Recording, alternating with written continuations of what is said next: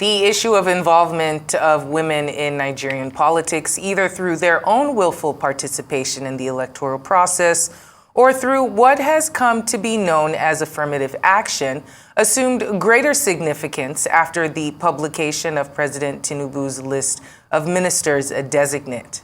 Promoters of gender inclusion as a tool of national integration or a matter of justice are saying that failure again to accord the womenfolk a place on the table of Nigerian politics is another opportunity lost to reposition the country for greatness. To explore this a little further, we are now being joined by Senator Nkechi Nwaogu, who represented the Abia Central Senatorial District in the National Assembly, as she joins us now to have a chat.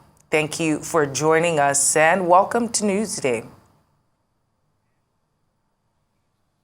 Thank you very much for having me, and thank you, welcome viewers. All right, Senator, we know that you are part of the APC, and this new government in power has pledged to restore women to their rightful place, well, at least 35%, that is. But as the appointments rolled out in the past couple of weeks, we see that although some steps have been taken to have female representation in there, that 35% quota was not reached even by a long shot. In your opinion, is it that there aren't enough women that fill the positions necessary in order for that quota to reach 35%?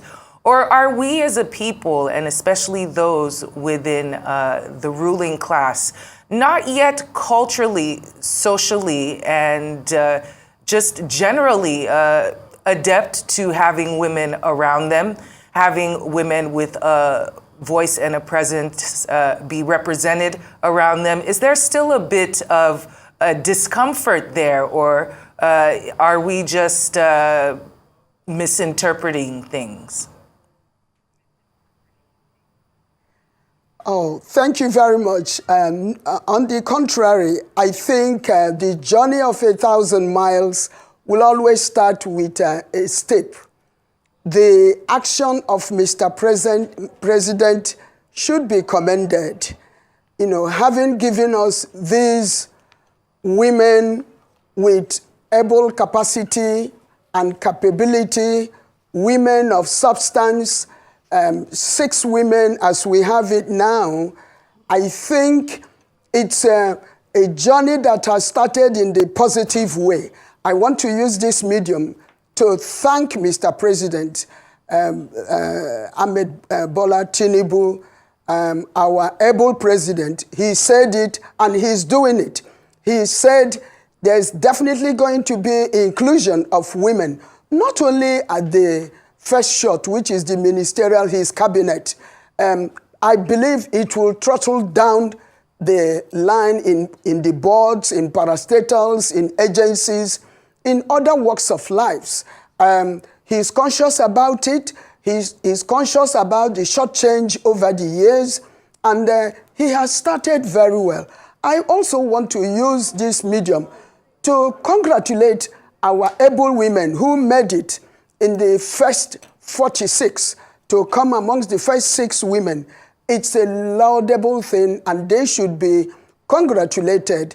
They should be, we should carry them on our shoulder to say, indeed, none of them that does not deserve this very appointment, from A to Z.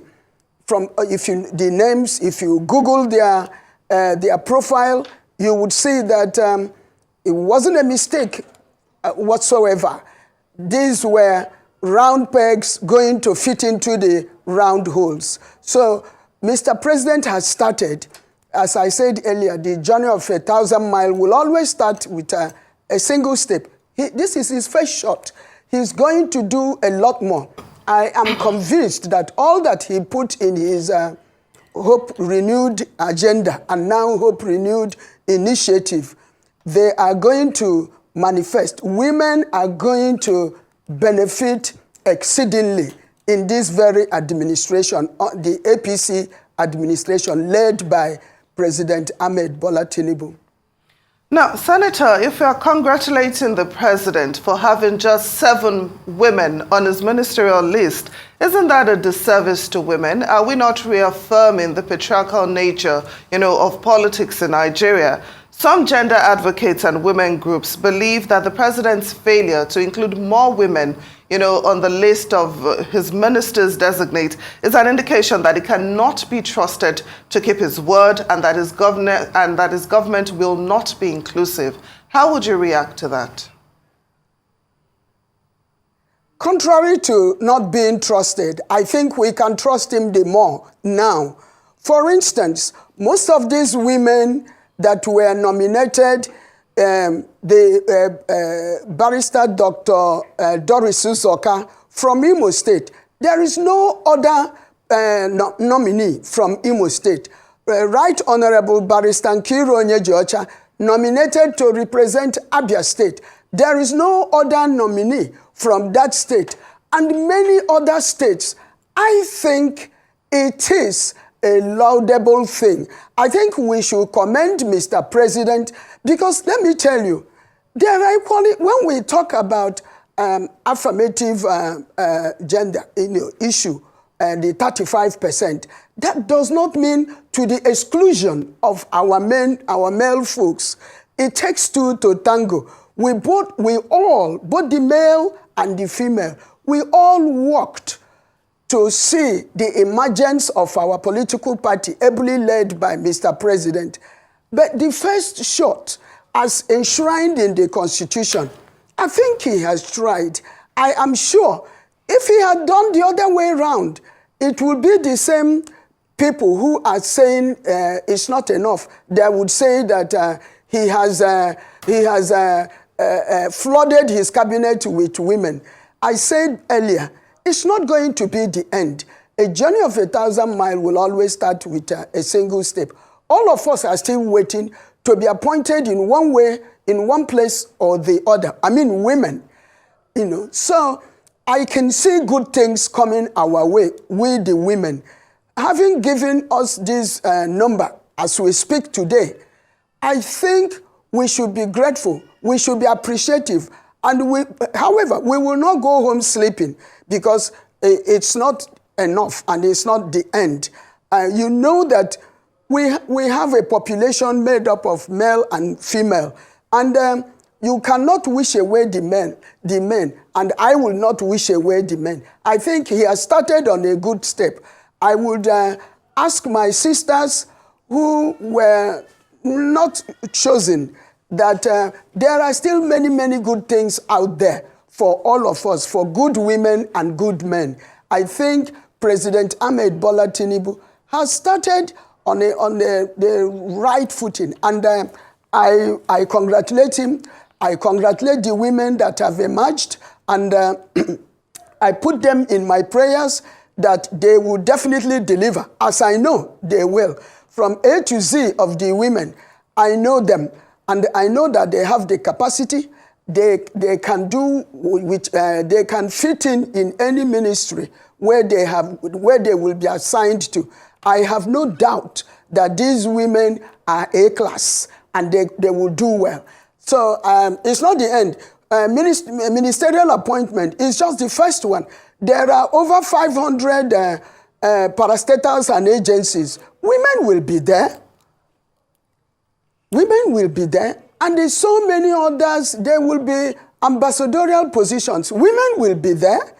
There are so many other positions that definitely, with the way he has started, that more women or many women will be appointed into those positions to meet up with his promises during the campaign. And just to flog this issue one last time, the only reason it seems that a lot of people are harping on this 35% is because that was what was mentioned during the campaign trail. And it was quite a prominent promise not to be kept later on, although partially promised.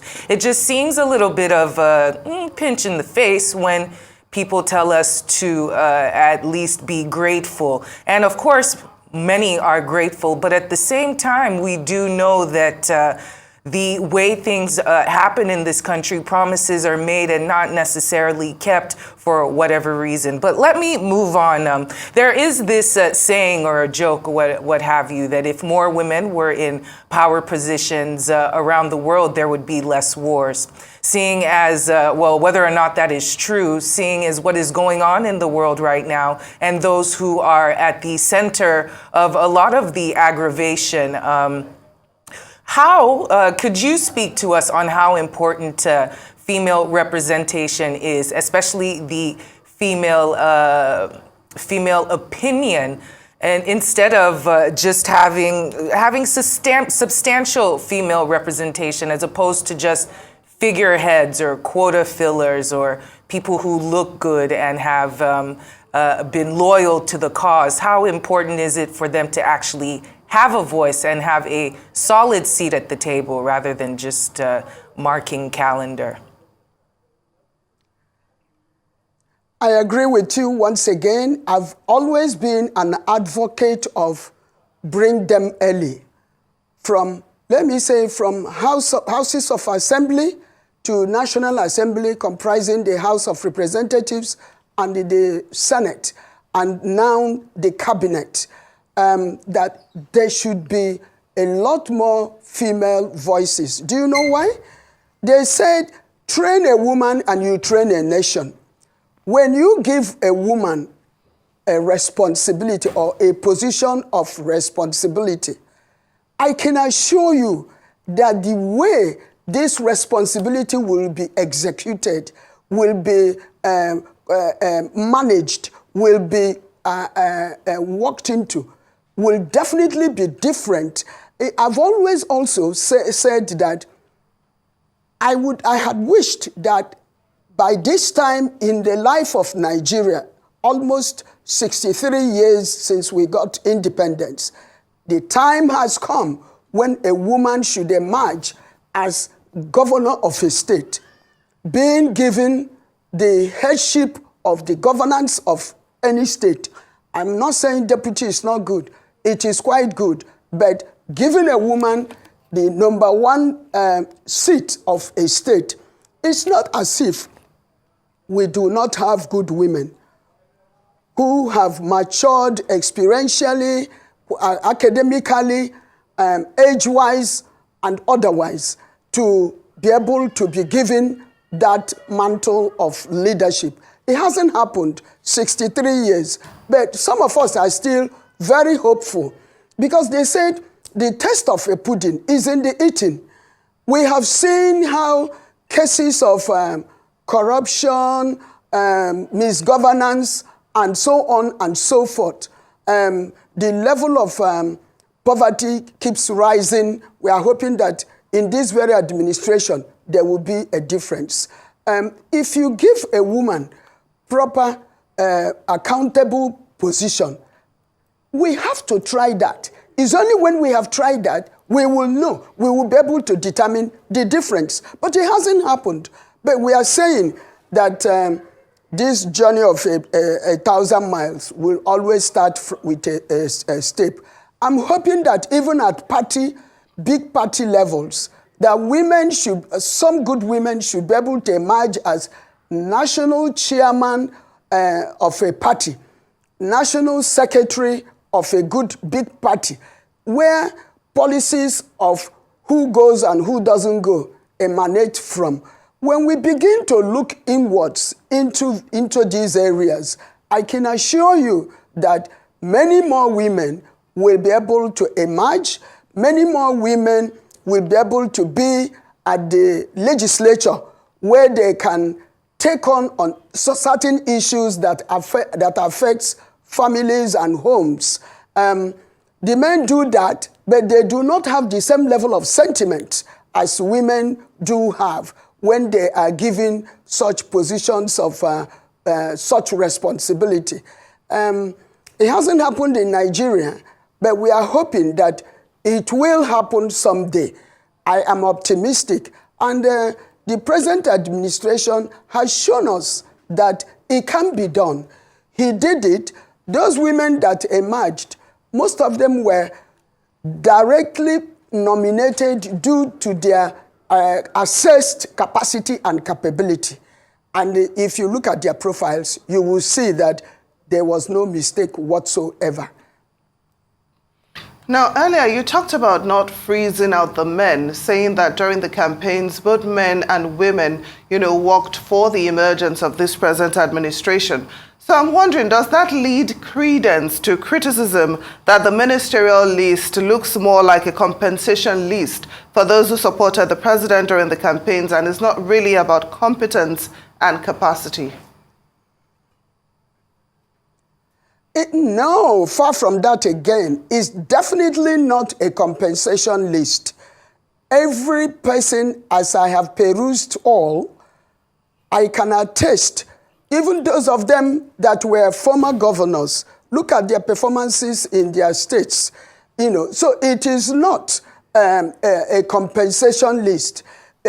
One, it is a nomination and eventual appointment made following the laid down rules in the Constitution. So a person must emerge from a state. Whether the state gave reasonable votes or not, somebody must emerge from there to represent that state.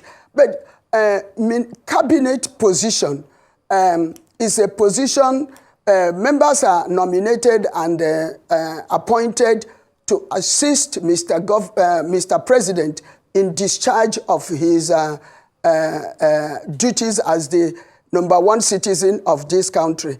I can assure you, if any one of them, man or woman, is found wanting within the period, I know that Mr. President will not hesitate to reshuffle his cabinet and bring on board more persons. You can see there's a lot of pressure. There would have been a lot of pressure on him because a lot of people worked to enable him emerge. It's not compensation. People that worked did not mean that they did not have the requisite qualification to be appointed minister. And because they worked, they were appointed. No, that's not the case. They worked, and most of them were, even many more, were not chosen. As you rightly said earlier, probably those that did not, or who thought they would have emerged, and they were not nominated. Rome was not built in a day. If it's not today, it could be tomorrow. It could be something else. So I'm using this opportunity to ask every Nigerian, let us come together and assist Mr. President, because the country, in the last quite some time, the country has had some kind of checkered economy, and it is time to rebuild. It is time to renew hope, to give hope to Nigerians, and that's exactly what this Mr. President is doing. It is time to bring on board, even those who didn't support him, he brought them on board. So that is why I'm saying we support him. There are many, many, many more things in the governance of any nation at the federal level, at the state level, even at the local government level. A lot more people will be accommodated. I am quite optimistic about that. And I use this opportunity once again to say he doesn't need distractions. What he needs is,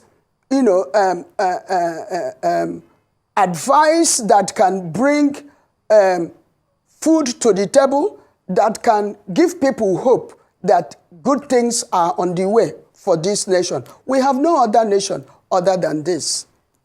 All right. And Senator, I'm sure, as you know, having been in a woman in a male-dominated area, the barrier of entry into any boys' club can be quite daunting. And we will, for the lack of words, call the politics in Nigeria a huge patriarchal boys' club.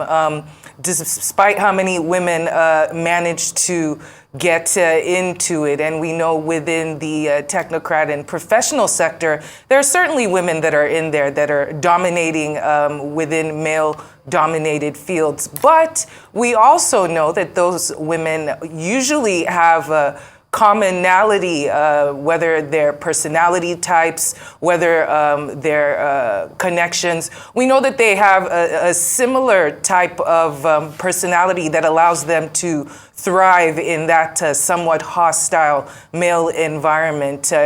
Do you have any advice for women who are interested or circling the periphery of politics, how they can present themselves in a way that is less intimidating or less or more appealing to those who might be in power, so that they don't feel uncomfortable with their presence or challenged by their intellect?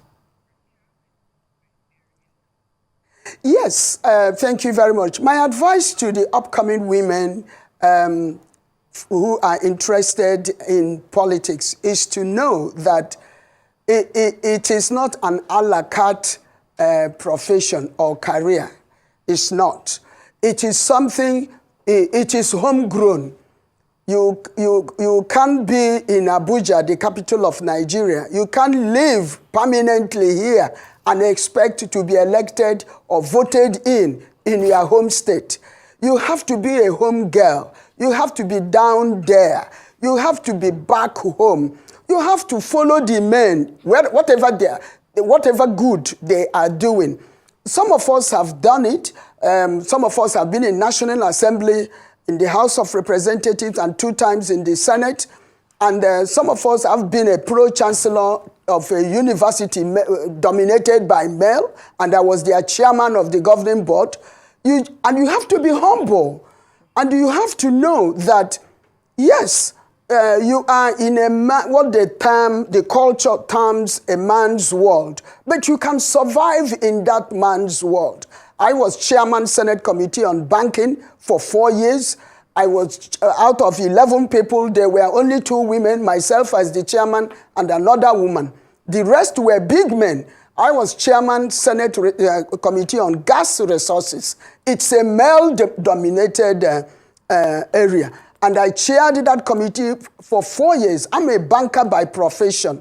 I have a PhD in political science. So you can't tell me that because I'm a female that I should be under the table. It doesn't work out.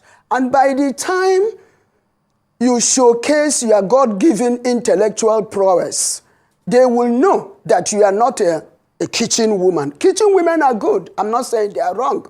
But you have left the domestic chores and you are there to make your contribution to national development, to state development. You are making a contribution because you have acquired your experiences over the years. You've acquired the academic knowledge. Many women have this. So those women that are interested in politics, try and be identified in your home base. It's very, very important because that is where you will garner your vote, your acceptability. If you are not accepted at your home base, you can only thrive under appointive mode. You cannot thrive under elective mode. If you don't go home, mix with our home people, you can't be in the urban in Abuja and expect that a month or 2 before elections are done, then you go home, you go to struggle. And of course, there is what I term political winnability. Check to see the trend of election of various positions, elective positions in your state.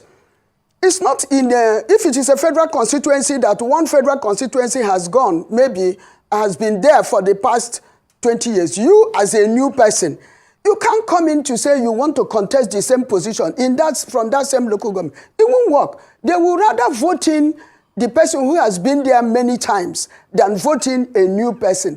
You know, politics is something you learn. You don't just because you have gathered some little money, you just jump into one position and you are aspiring to be one thing or the other. You follow some leaders, follow the party, follow your home base, and they begin to know you and who you are. These are some of the basic things I think any woman or even man aspiring for entry into the political arena. I see a lot of young men, they come from abroad, they just come in to buy form to do election. Most of them do not succeed. So election and politics is a homegrown activity, is a homegrown career. And I will urge them to follow what I have said. And some of them can reach some of us to, I'm mentoring a lot of them anyway as we speak. Well, thank you very much for that, Senator. Now, apart from women, another group fighting for inclusion in this government are people with disabilities, who were not represented at all on the ministerial list. Now, how would you appeal to such a group, to continue to have faith in this present government? Well, yes, every group, people with disability or physical challenge, as we call them, unfortunately, I didn't see anybody emerging.